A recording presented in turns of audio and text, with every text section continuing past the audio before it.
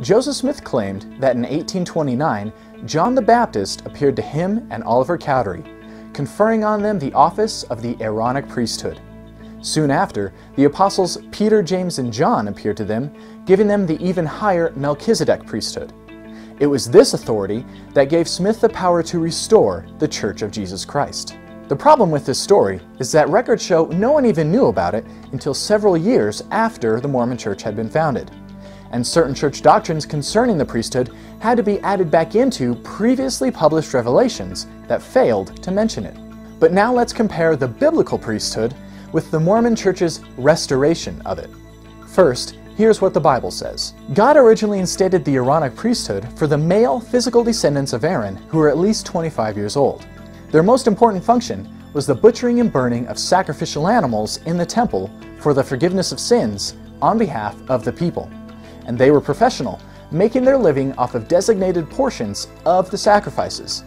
There was only one high priest who held that position for life and performed the most sacred ceremony in the Holy of Holies once a year.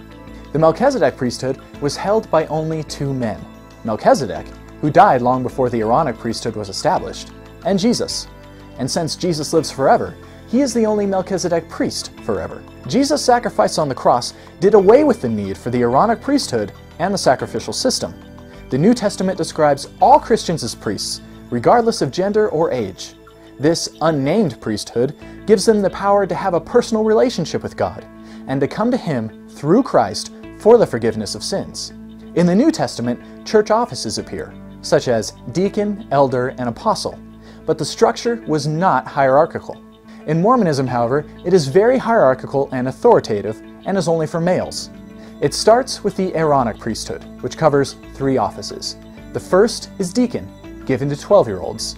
At 14, they become teachers, and at 16, become priests.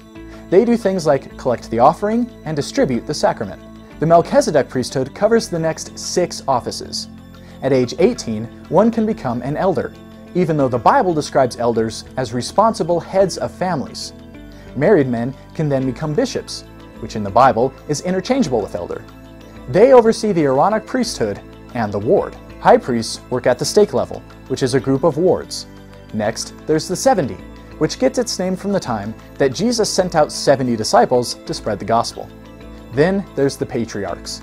In the Bible, only the 15 literal patriarchs of Israel in the book of Genesis were referred to as patriarchs. Finally, we have the apostle. There are 15 of them, the quorum of the 12, the president, and his 2 counselors. In the Bible, only people who had physically witnessed the resurrection of Christ were eligible to become apostles. As is apparent in this brief survey, the so-called restored church that Joseph Smith set up bears no resemblance to the church God set up in the Bible. It borrows some names, but strips them of their intended meaning by changing definitions and combining the relevant with the obsolete.